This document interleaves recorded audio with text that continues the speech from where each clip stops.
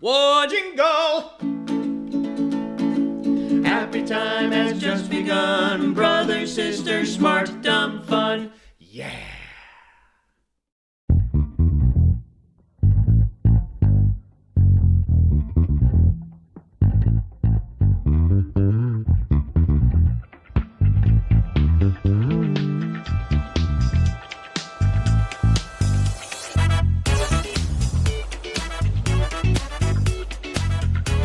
Now you can see me. Now you can't. Now you can see me. Now you can't.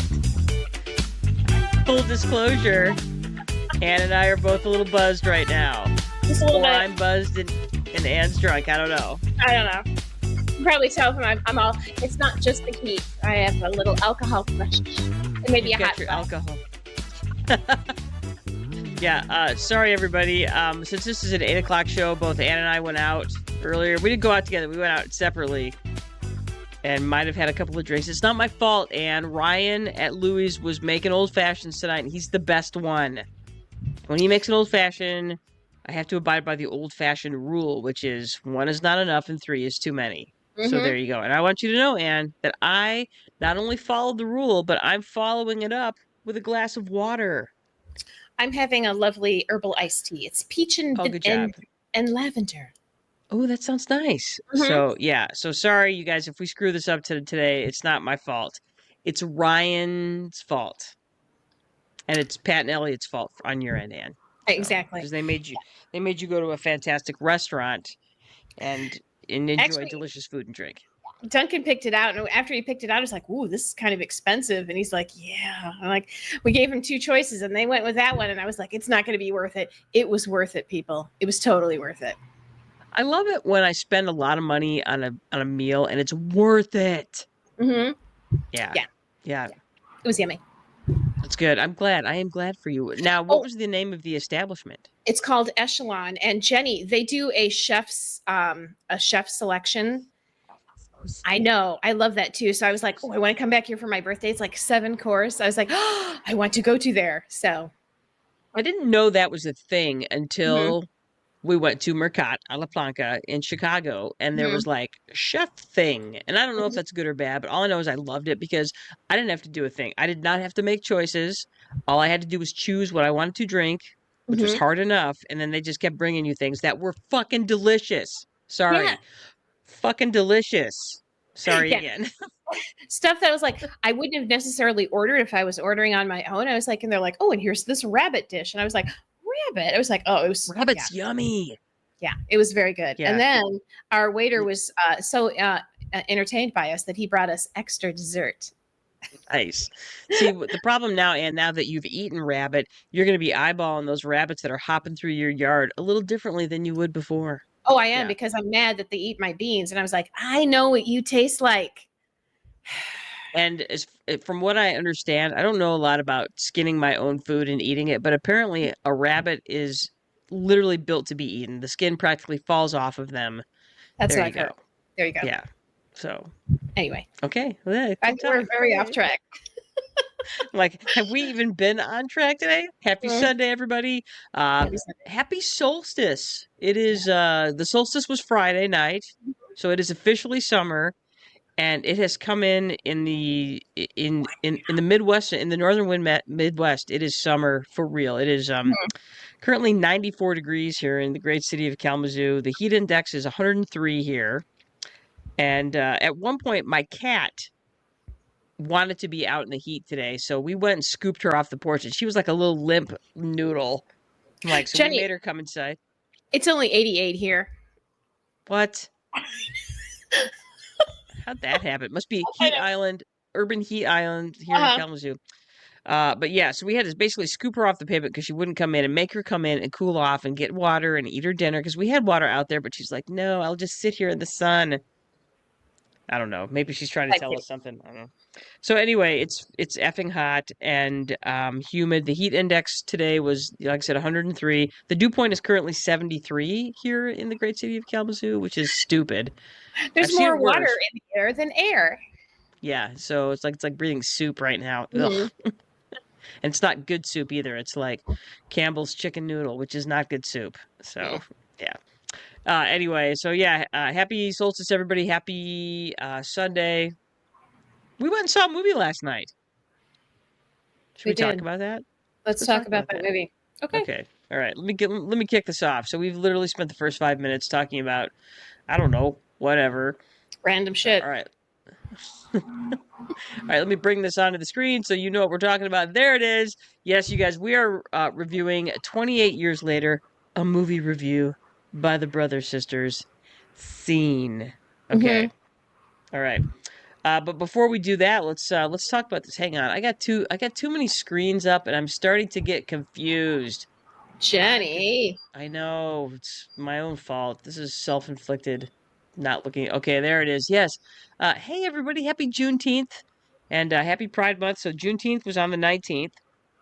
And as always here in the great city of Kalamazoo, there were many fireworks. So, yes, like literally lots of fireworks because you know, and it was nice. And actually, it didn't go too late. And I was really tired, so I slept through most of the fireworks. Sorry, everybody, but it's it's a good day, and it's Happy Pride Month, everybody. Why are there no fireworks for Pride Month? I don't know. Maybe because it's already too fabulous already, and they don't want to like make it so fabulous that no other month can compete with it. They're very true. gracious that way. I don't know, but maybe next year, Jenny, it'll be a thing. I feel like there should be fireworks every night of Pride Month. I really do. So maybe I can start making that happen. So yeah. Anyway, ooh, that water is delicious. Very good. All right, Anne, you want to take us through the welcome back for everybody? I'd be happy to. Welcome or welcome back. We are Anne and Janice Brothers. We are sisters, and our last name is Brothers. Wham, bam. Thank you, ma'am. There you go. We're in our 50s, Gen X, which means we don't cry at work. And we will secretly judge those who do. So Generation X got in trouble for having feelings. So we just, mush everything down. And I work with a lot of I work with some millennials and a bunch of Gen Zs, and they are not afraid to cry at work. And I was like, what are they crying about? I don't know, because I'm so uncomfortable that I like literally turn around. I was like, I came for this jar of pickles. Goodbye. I will offer this pet and walk away. Yeah, I am. Yeah. So we do not cry at work. We cry at home under our beds, which is the respectable place to cry, where nobody can see you and where you can't make other people uncomfortable. Yeah, that's I've been eating my emotions for years and eating my feelings. Exactly. I'm not saying I actually have emotions. No, I totally agree with you. It's just not built for. And part of it too is I'm also a really ugly crier, and I do cry. I'm like, I am easy. I am actually relatively easy to tears, but I will cut my own hand off rather than cry at work. Honest to God, I'm like, if cutting this hand off will keep me from crying at work, then I'm gonna do it.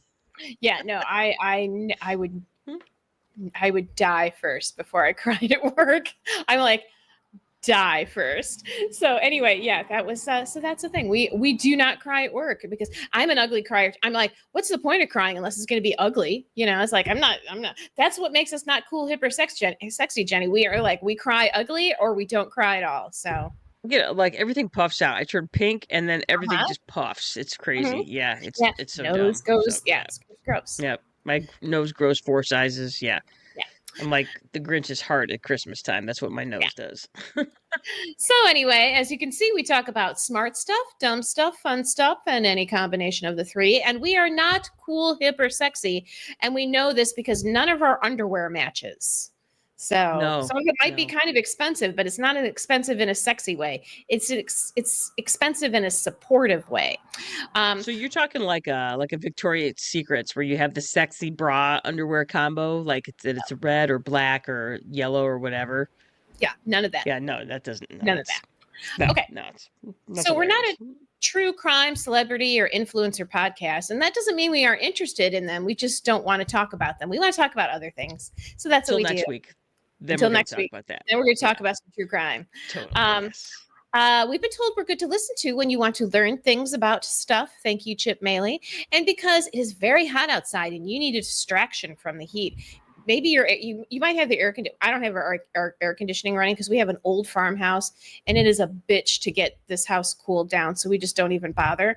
But I'm sure maybe you're at home and it's like it still feels warm in your house because it's hot out and still need some distraction. This podcast is not PG or even PG-13. And if you haven't noticed, we are going to be talking about a disappointing fucking movie today. And we're going to have to drop some more F-bombs. Join us on our... Oh, I forgot to add a slide for this. Spoiler alerts. There will be spoiler alerts. Okay, good. I got you. Yep, I got you. Yep. Okay. Come on. Join us on our website, Spotify, Apple Podcast, iHeartRadio, Amazon Music, YouTube. Like us, follow us, hit the bell, leave a review, give us your feedback with our questions and answers and our polls. Alexa, play us. She'll do it. There you go. She's nice like that. She likes us. We're friends. Yeah, we're friends. With Alexa. Yeah. So we like that. Awesome. Yes, and all of those things you said were true. So please listen to us, subscribe, like on Spotify, YouTube, Instagram, Facebook, Apple Podcasts, iHeartRadio, and the Amazon Music. There you go. Put your word in, hit that bell, smash that button. Like us. Please like us. And let's talk about the Smart Dumb Fun stuff that happened this week. I'll go first today. Excellent. As you can see, I have a new t-shirt, and it matches my kitten hat. My kitten hat that is amazing because kittens are great, and it's my Axolotl Questions t-shirt, so it's a funny, get it? I Axolotl because this is the third Axolotl t-shirt I have. I have this t-shirt, I have an Axolotl playing an accordion, and I have an Axolotl playing a bass clarinet. So I really like axolotls. I think they're cool. We should do a show on them because they're amazing. Oh, we totally should. It's a good idea, Jenny. We haven't done that yet. I think so too. So yay. So yes, also it turned summer this week, and as a result of it turning summer, make sure you drink lots of water because it's stupid outside right now. Yeah. It's the weather right now it's hurtful. It's hurtful weather. Yeah. It's hurting our feelings. It's hurting my feelings. All right, Ann Brothers, now you. Yeah, I have a new chicken. And you're like, what? Duncan let you run out and get another chicken? No, this chicken came to us on Thursday. I saw this little chicken in my driveway and I thought it was one of mine. And I was like, I don't have any brown chickens like that. And it turns out she was just hanging out. I went out there. She ran right into my front garden and hid. So I'm like, all right, I sprinkled some scratch around. She came out. She pecked up the scratch. And then I didn't see her again on Friday. I was like, oh, maybe she went home. And then Friday night, we went to shut the coop. And Duncan's like, he was counting the chickens and he's like, there's 12 chickens. I have 11 chickens. He's like, there's 12 chickens in this coop. And so I go out there and it takes me a minute. Nope, there she is, her little brown butt smushed in against all these black and white butts. And I was like, holy cow, I have a new chicken. So, she's been hanging out with us since she got herself into the run. And, so I'm not sure if somebody dumped her because they saw that I had chickens, or she just like, hey, this looks nice. Look at all those happy chickens. So she's a bantam, which means a smaller version of a chicken. So she's a little brown chicken. And I don't know whether to call her Bronwyn or little brown hen. So we'll see. I don't know how long she'll stay. I'm not like making her stay, but right now she's hanging out and it's hilarious. I was like, look at this little brown girl. Hope she gives me little tiny eggs. Maybe she didn't maybe the other chickens at her other place were mean to her, and she's hoping for something better at this coop. Well, my girls aren't being exactly welcoming because chickens are not welcoming, but they haven't hurt her or anything. They're just like, don't stand next to me. You're not from here. Exactly. So it'll take a few days before she's really integrated. But yeah, if she stays, I'm like, she's got a home here. It's like, look at that. I was like, Duncan, you can't even be mad at me because I didn't do it. She did it. I think that's so funny because I've got various stray cats that show up on my porch and get some food and water, but I've never had just rando chicken show up before. Random chicken. Yeah, there she is. So yeah. So little brown hen. For our listeners and viewers, there you go.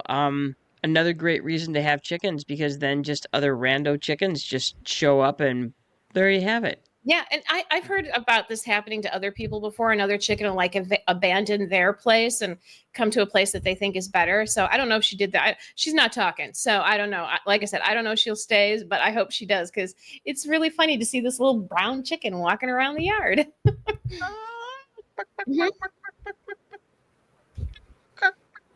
There you go. Nice. There you go. Hey, let's should we talk about this movie? Let's talk about 28 years later, Jenny Brothers. Okay. And you want to kick this off, or you want me to do it? I can do it. 28 years later is a sequel. It's the sequel to the 2002 film 28 Days Later, which I got to tell you was a really brilliant movie. Right. It's also kind of a sequel to the 2007 film 28 Weeks Later, which is a pretty good film. I think if 28 Days Later had never existed, 28 Weeks Later would seem better. But it was a decent enough film. Both this one, 28 Years Later, and 28 Days Later, were directed by Danny Boyle and written by Alex Garland. So they had the same writers directors. The second one, the 2007 film, had different writer, different director. This one is starring Jodie Comer. Yeah. Ralph Fiennes and Alfie Williams plays the kid. It's set in Scotland almost, which I was excited about because I went to Scotland in April and I was like, oh my gosh, there's Scotland. Ooh, sheep. Anyway, it's set in Scotland almost 3 decades since the rage virus escaped from a lab. So it's if in case you're unfamiliar with these movies, it's a zombie type movie, though instead of The Walking Dead, you have a virus that's infected people, and it spreads very quickly. Like within 30 seconds of being infected, you are infected. And yeah. So anyway, it's 3 decades later. The island of Great Britain is kept under strict quarantine by the rest of the world. They don't want this virus getting off, and they don't want anybody coming into the island because there's people who are like, I just want to check it out for a little bit. What could possibly go wrong? So it's under strict quarantine. Both the uninfected and the infected people that have survived have adapted, and this is without any help or interference from the outside world. So, they weren't rushing to send aid packages. They have ships, patrolling the borders. Nobody gets in, nobody gets out. They don't want to know. This film is a glimpse into some of those lives of the people that have been on this island, either raised in this environment or,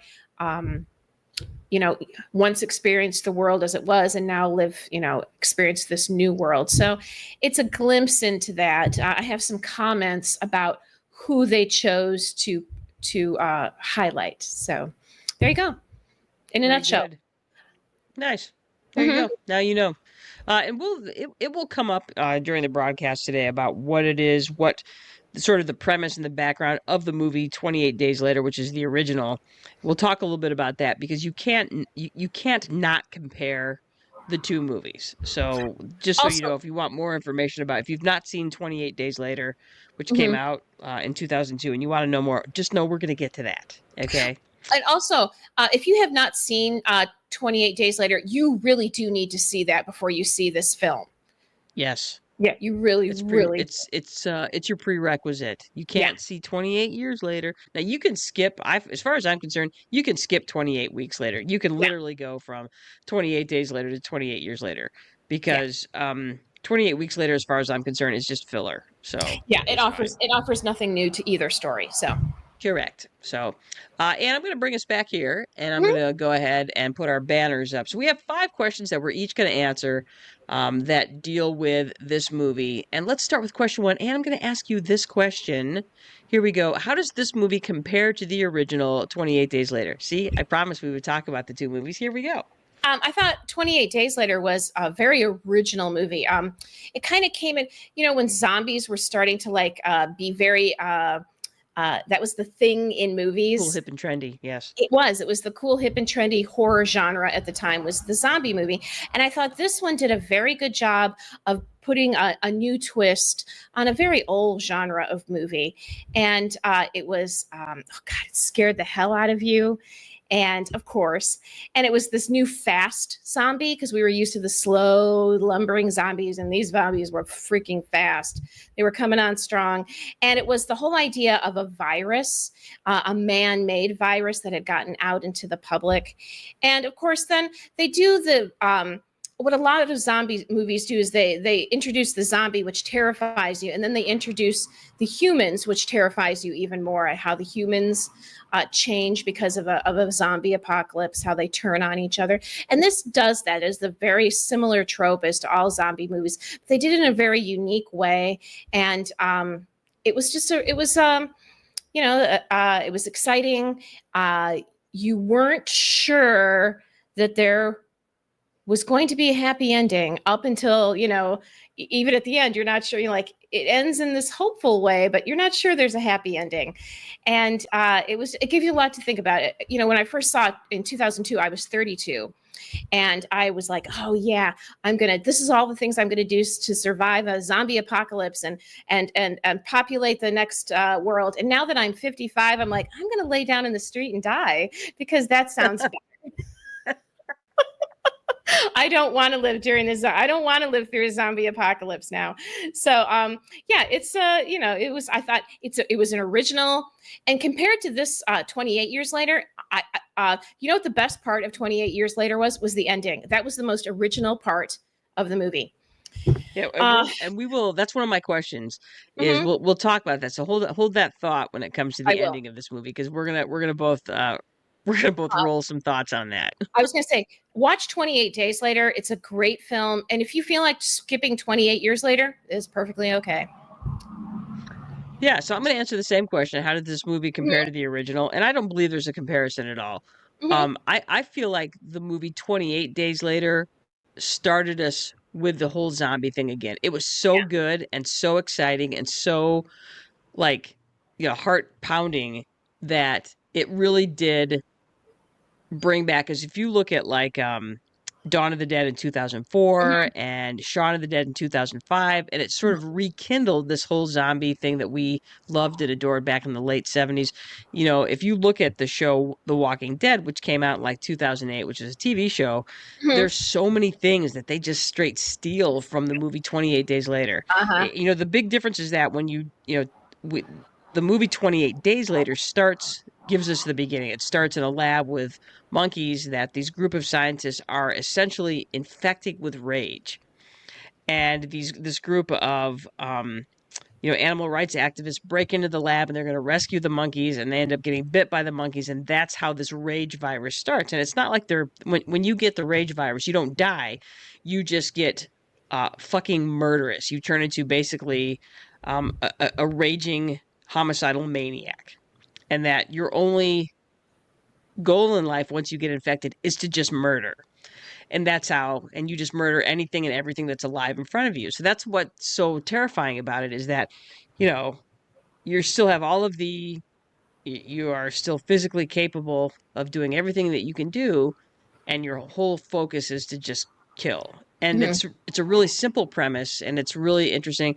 And the cool thing about that is that we start the movie with that scene, and then the very next scene is this bicycle courier waking up in the hospital. He's been in a coma for we don't even know how long. He wakes up and he has no idea what's going on. All he knows is that London is a ghost town and something terrible has happened. And that's we have his introduction to what has happened now. So like I said, we don't know how long he's been down. It's been a while. And that's and if you look at The Walking Dead, which came out years later, that's pretty much how the premise of that show starts, is that Rick gets shot. He's a sheriff. He gets shot. He wakes up after the zombie apocalypse has happened. So I'm like, they ripped off 28 Days Later. Good job. Yeah, totally. And my problem, how does 28 years later compare? There's no comparison. They don't cover any new ground other than there's been some sort of evolution of the infected. That's all we know. Yeah. That they're not the same as they were. They're finding ways to keep from starving to death, and as a result of that, they've managed to evolve. Because at the end of 28 Days Later, they're basically just waiting for the infected to starve to death because they don't have any other thoughts or abilities to do anything other than just murder. So there you go. So that's one of the things that's different. The biggest comparison for me is how well they tell the story in the first one versus how poorly they tell the story in this one. So there you go. So that's how I feel. That's how they compare. As far as question 2, what worked in this movie and what didn't work and why? The part of where Ralph Fiennes has a small part in it. I thought that worked really well. He has He plays a doctor. He was a doctor before the infection. He was a doctor. He is not a doctor anymore. Now he's making, and this is the simplest way to put it, he's making an art installation, and basically it's a memorial to dying, and it is phenomenally beautiful, and his character is lovely and really I really wanted to know more about him. What didn't work? The ending. I liked the end. I know the ending is very controversial. I thought the ending was awesome. I thought that worked. I wanted that movie. I wanted the last 3 minutes of the movie to be the movie.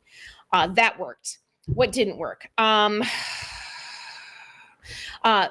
pregnancy did not work. The kid's motivation did not work. His motivation to take his mother to see the doctor did not work. I thought the island idea worked, but I needed more storyline for that. If you wanted to focus on that story, great, focus on that story, but they didn't. Not enough. So it ended up not working. It could have worked, but it didn't work.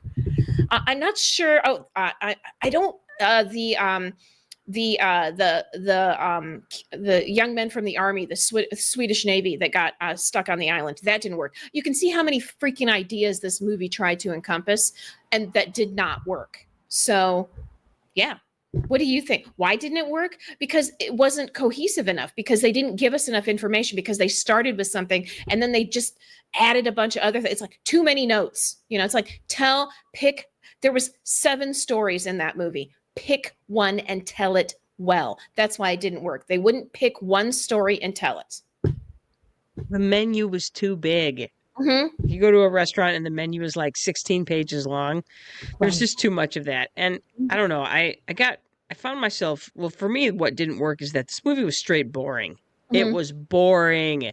And you don't want a thriller, a zombie movie to be boring. Yeah. And that's one of the cool things about 28 Days Later, the original, is that, man, it was heart pounding. It is intense. It is intense. And I was super excited because the beginning of this movie, the beginning of 28 Years Later, was eye-opening. It was like, this is disturbing. And it was exciting. And I'm like, oh, we're picking up right where we left off. This is going to be great. And then it wasn't. And then it just stopped. And, in 28 Days Later, the original movie, it has this first 40 minutes that's incredibly intense. And then it sort of comes back to tell some story and to let us get some character development, get to know and like these characters before it drops us into this other very intense, difficult situation. And they're really, like I said, it doesn't cover any new ground. Mm-hmm. And that's what doesn't work in this movie, is that they tried to tell all of these stories, develop none of them, and hope you won't notice because there's some great jump scares in there. Yeah. And there was a lot of this, and maybe I'm not smart enough or cool enough to get, there's all this like artistic references, and there was all this extra stuff that we're going to put in that just looks cool. It's going to be really cool and people are going to love it because it's cool and artsy. And I'm like, it does not work. It just comes off as pretentious and weird. So, and then 28 Years Later, yes, the first 40 minutes is super intense, but they managed to string you along with this possibility that anything could happen at any time. So even as you're learning about these characters and they're traveling to this other destination. You're talking about 28 Days Later. 28 Days, yes, 28 Days Later. You feel like at any second it could all go to hell again. So and then it does. And then so at every second you're like, okay, so you're really getting into it, but at the same time you're terrified, even though nothing is happening. And they did not. There was none of that in this movie. None of it. No. Mm-hmm. Yeah. Yeah. So, Ann Brothers, let's go to question 3, shall we? How would you make this movie better? Well, I think I talked about that when I said, pick a story. If you want to do the story about, the young man, the boy and his initiation into becoming manhood, and Spike, the dynamics of this village, how it works, its history, how it works, its problems, how they're trying to fix that, how, that would have been a good story. If you wanted to make a story where a young man, 14, 15-year-old, a few years, Spike, let's say you wanted to make the story Spike a few years later, and you want to make him, you want his story where he's discontent with living on this isolated place, and he wants to explore a place where you can't even, I want to walk until I don't see the ocean. Okay, what's that story? Let's have that story. That would have been an interesting story. The very first scene, we meet a boy, an 8-year-old boy named James, and he's eventually going to come back into the story, and he does at the very end. James's story would have been fucking fascinating. If you wanted to make any movie, you should have made a story about James and about Jimmy. Jimmy and his evolution from an 8-year-old to a 36-year-old, and how that, because when you meet him again at the end, you're like, fuck, what? So that's that's the story. They should have told the story about Jimmy. That's the story they should have told. Well, and that's what you have this first 5 minutes where the scene, it's right. So the movie starts, we're right at the beginning of the infection and the outbreak of the infection, and when people are literally just running for their lives. And that scene, it starts with a bunch of kids, in the bedroom of this house watching Teletubbies, and which is disturbing enough. Bad is going to happen. And then they know something is bad. You can see the tension and the fear in their faces because they're sitting there watching this. They've been put in here to try to keep them calm, but they know the shit is hitting the fan. And that's how we learn, and that's how we meet Jimmy. And yeah, it's bad. And then you're like, wow, where's this going? And then they just abandon this character and they make references to him. But if you're not paying attention, you miss those references. Mm-hmm. And then you kind of, the thoughts come in your head is like, are we ever going to... Are we going to get back to this? Are we ever going to get back to this? And then you're like, well, then the movie's over. And then like you said, with the last 3 minutes, you're like, oh, and then the movie's over. And you're like, yeah, dang it. Yeah. So, yeah. That's the story. I wanted Jimmy's story. That would have made a much better movie. Well, for me, what would have made it better is if they had not misused a really excellent cast. The kid that plays Spike is very good. Yes. Like I said, Jodie Comer's in this movie. And Jodie Comer she is... I don't know. She's one of the best actors of our time right now. Yeah. I really believe she is. And that last 20 minutes where we get to see her make some decisions for herself and we really see that relationship with Spike is just great. We don't get that. We don't get how tight he is with his mom and why he works so hard to try and save her. We never get that. Nope. As we're meeting Spike and we're meeting her, because she's, essentially she has cancer and she's really sick, but we don't know that. We know she's really sick. We don't know what she has. Hey, Lisa. Hey. Lisa Grippy, how you doing? Okay, so I don't monitor my messages like I should. I saw your message the other day and I've been meaning to get back to you. Real quick, I'm going to take a quick aside. Just know I have much to tell you. So, expect to get a message from me soon. A lot has happened since we have last spoken, which has been literally years. So I hope you're doing well. Great to hear from you. And just know that I would love to touch base with you and catch up and see how things are going for you. So peace, lady. Thank you for joining us. All right. Thanks for jumping in. It's fantastic to hear from you. And Lisa, don't go see this movie. Okay. Save yourself some time. Okay. If you've already seen it, but don't go see this movie. Yeah, so I would have liked to have seen them really develop the relationship between Spike and his mother sooner in the movie, to give us some sense of how he felt about his mom, which is, he really loved her, and what he does for her is, it's pretty incredible. So, in the end, and I think that would have worked a little bit more, but yeah, we don't ever really get that. Yeah, and like you said, just developing that story more with Jimmy or developing story more with the doctor. Yeah. So, yeah. Those I don't have much to say about how to make this better. Less is more. That's all I know. Yeah. So, all right. So let's go ahead and jump in. Let's talk about Ann Brothers. Let's talk about the ending of this movie, shall we? Yeah. So we meet James. We meet little Jimmy again. Only Jimmy is not a little boy anymore. Jimmy is a grown man and he's dressed like a young prince. He's got like actually he's dressed like a Teletubby. You know, his whole little posse, they all have their gym outfits on, their what is it? Their sports leisure activity outfit. Their plush velour tracksuits, and each one So is in a different can I color. stop you? Yeah. Can I give the background here? So we're Yeah, at the go end of ahead. the movie.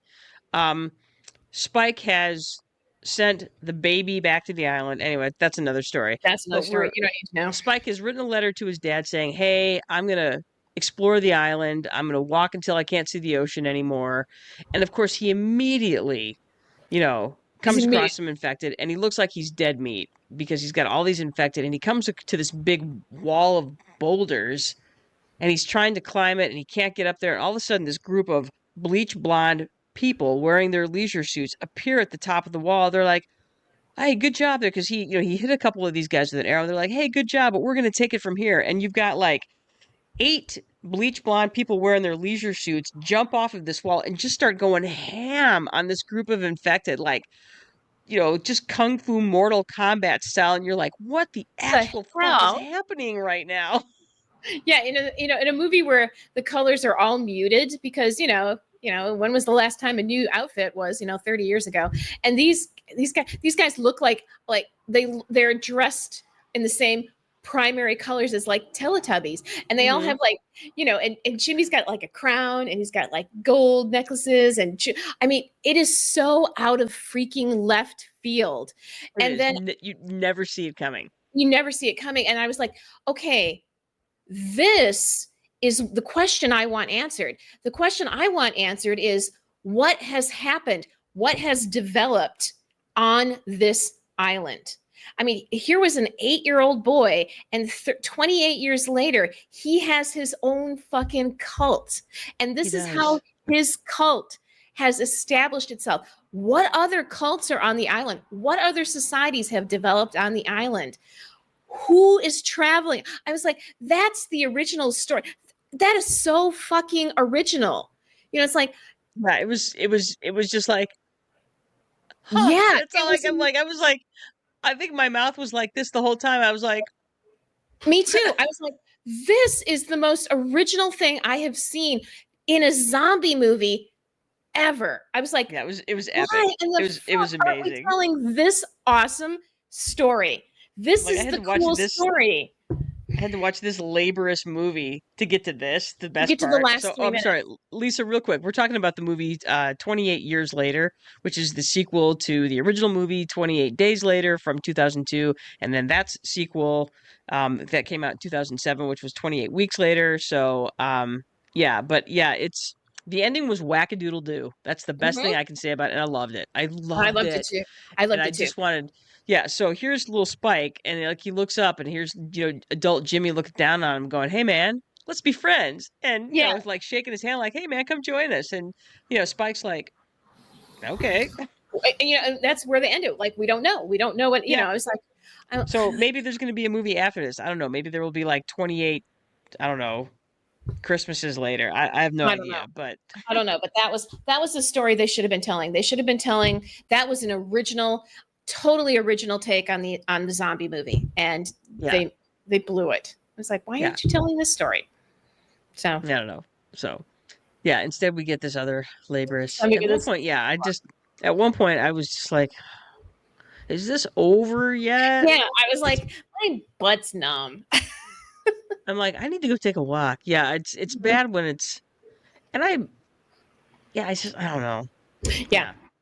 Anyway, so So Ann Brothers, let's do this. Let's give the people have figured out by now that we did not like this movie. mm-mm. So let's talk about what you should watch instead. So here's what are 5 movies you should see instead of this movie, and I have some thoughts on this. Do you mind if I go first on this one? You please do.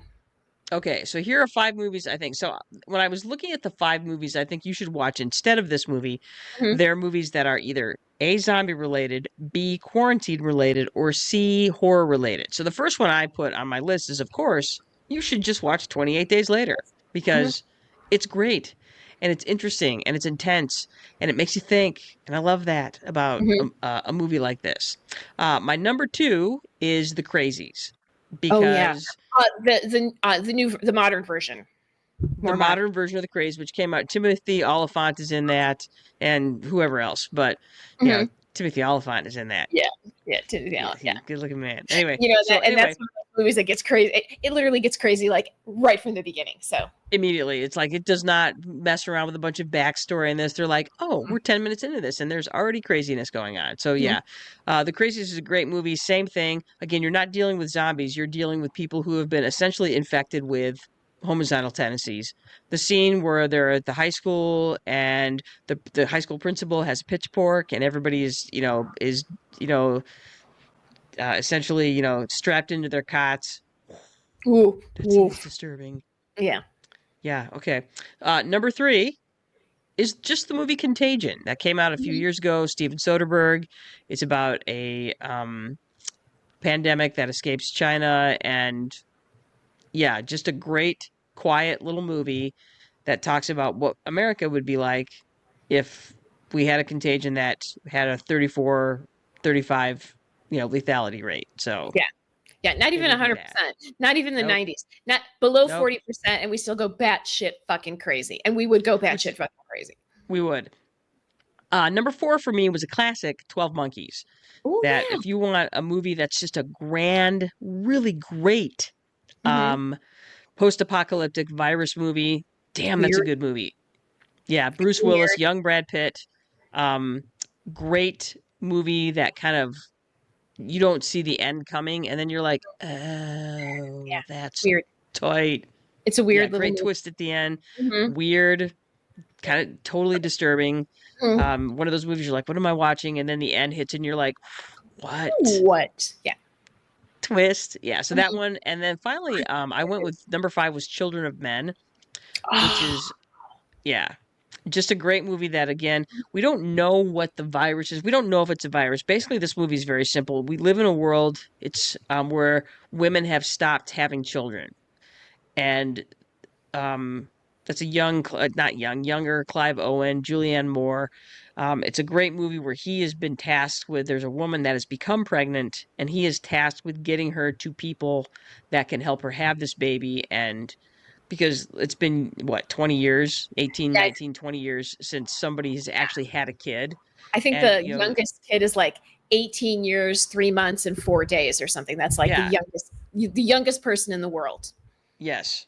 So that's a really and that movie is just that movie is not like a horror movie per se. It's a very Mhm. thoughtful drama. It's very intense. It's one of those movies that really, man, you have all of the thoughts and feelings watching that movie. It's very good. And if you're not a horror person, you would like Children of Men because it's a good, like I said, it's incredibly well acted, well written, well filmed. That's an Alfonso Cuarón who makes himself a great movie. It's such a great movie. So that's my five movies that you should watch instead of 28 years later. So And you're welcome. Jenny, I'm going to second all of your movies because those are all excellent. You know, and I think of like The Children of Men. I'm like, wow, what a great, or just 12 Monkeys. I'm like, that movie is so much freaking better than 28 Years Later. I can't even tell you. Well, it's making me want to go back and rewatch 12 Monkeys. Well, So, and it's yeah, way ahead of its time. That movie came out in the kind of the late '90s when yeah. Brad Pitt and Bruce Willis were kind of at the height of their powers. Mhm. And yeah, and both. Bruce Willis is good in that movie. Brad Pitt is fabulous in that movie, and that Mhm. was the movie that we're all starting to be like, oh, Brad Pitt's a real actor. Yeah. He's not It's just like, pretty. Yeah. right. No, it's like, yeah. The only thing I'd probably add to your list would be Shaun of the Dead. I think Shaun of the Mm, Dead is a great movie. And yes. also I would say if you want to see a classic example of a zombie movie, a modern classic, I would suggest Dawn of the Dead. That is a 2004 very, version. yeah, 2004 version. It's got a great cast, a great underrated cast of really. I mean, it does a good job of character development, which I really appreciated. And plus, it's again one of those movies that even when nothing's happening, it's always you're like any second something could happen, you know. So it keeps you again fast zombies. So I think those are two movies I would add. I would like to add a couple of books. The first one I want to add is Station 11. I think Station 11 does an excellent job of it's not a zombie, it's a flu epidemic Flu virus. Yeah. that acts very fast. And again, like 28 years later, it takes place decades after the flu. So you're looking at the survivors, and I think they've done a much better job of telling the story of survivors than 28 years later did. They also talk about the people who travel, and I'm also interested in this island 28 years later. Who is traveling around the island? There's always travelers. There's always traders. There's always entertainers. Who is traveling this island? Who knows it better than anybody else? Because that's an excellent story, and that's part of what Station 11 is about. Talk about somebody who's done a very good job of running several different storylines at once and cutting nothing short, leaving nothing out. So excellent book. I would also suggest The Stand by Stephen King. Now that is a weighty tome. That's about 1,000 pages, but whoa, is it a very, very good book. That was one of like the audiobook version of that is excellent. Highly recommend. Yeah. So that's what I would recommend. Those two movies on top of what Jenny did, Dawn of the Dead, the 2004 version, and God, what was the other one I said? Oh, Shaun of the Dead, which is hilarious. Showing us that zombie movies could be very funny. And then I would suggest 2 books on top of that: Station 11 by Jenny, help me with it. Emily St. John Mandel. Thank you. Who I believe is a genius. I believe Emily St. John Mandel is one of the finest authors of our time. She's a genius. This book is one of my top 3 favorite books ever. Mm-hmm. Yeah. I love this book a mazillion. Yeah, I've read all of her work, and all of her work is excellent. Every one of her books is excellent. She's genius. But in this kind of genre, I would suggest that book. And then, of course, the classic Stephen King, The Stand. And read the extended version. Don't read the small one. I don't even know if you can find the small one anymore, but read the full version of it. So there you go. That book was one of the first apocalypse books I have ever read, was The Stand. And I got to tell you, there's not a day that goes by that some part of that book doesn't pop into my head somewhere. Me too. That's crazy. Me too. Yeah. It was the first time I was reading that book, and they were talking about the disease that was progressing. And then I was in rehearsal. I was at Eastern as an undergrad, and I was in rehearsal for a show, and I heard somebody cough, and it was like, oh my God, it's coming. So that was the first time I ever had like a book do that to me, where it entered my real life so hard. I was like, oh, this is great. I can't wait to get back to this. So, well, and that's the best part of that book. And I believe that is when Stephen King is at his best, when he's not telling monster stories, when the people are the monsters, and when biology is the monster. So right. Yeah, exactly. So we have 7 movies that are better and 2 better books that are so worth your time. Don't waste it with 28 years later. And I, you know what? I have to say that if you're going to watch it for the ending. And then tell me, and you might be like, Ann Brothers, you are crazy. That was the weirdest shit I've ever seen. Why did you like that? And I was like, I liked it because it was so. Because it was weird. Because it was weird and crazy. And if you have you have people building a society who barely remember the original society, you could get anything. We could have any sort of story. So why did you deliver the sad sack one that we had to spend the last 2 hours watching? Was it 2 hours? It felt like 2 hours. And the thing is, we've seen that story before. We've seen that story. Yeah. And so it's like, why not tell Jimmy's story? Because, to me, it's a more interesting story. So, like I said, Jimmy is this character at the beginning of the movie. His dad is a pastor. And so we see one of the things, Jimmy manages to escape the house where everybody's getting murdered. He gets to the church. His dad is there. His dad has obviously lost his mind and sacrifices himself. Jimmy hides. The last thing that the pastor dad gives him is this cross, his cross that he's wearing. And so he's like hiding from, as his father has become one of the infected and is leading the infected. And he's holding on. He's like, God, so here's little Jimmy, hiding under, something. And he's like, well, God, why have you forsaken me? And that's all we see of him until the very end. They're like, who is that? And then you see the cross. He's wearing the cross. They're like upside down. Like, because like, oh, it's Jimmy. Look at that. Yeah. So anyway, So if you're gonna, I would almost say watch it just so you can watch the ending, because I thought the ending was awesome. Yeah. So. Yeah. I thought the ending was again awesome as well. So, well, there you go, you guys. Overall, skip this movie unless you want to watch it because you think the ending will be interesting. You should definitely 100% watch 28 Days Later, and some other stuff. Let's go ahead and wrap this up.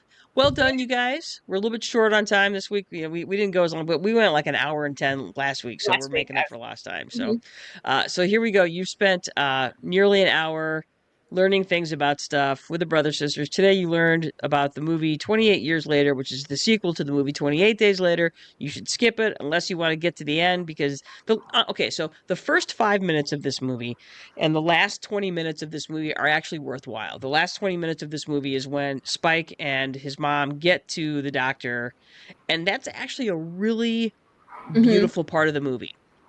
It's actually really lovely.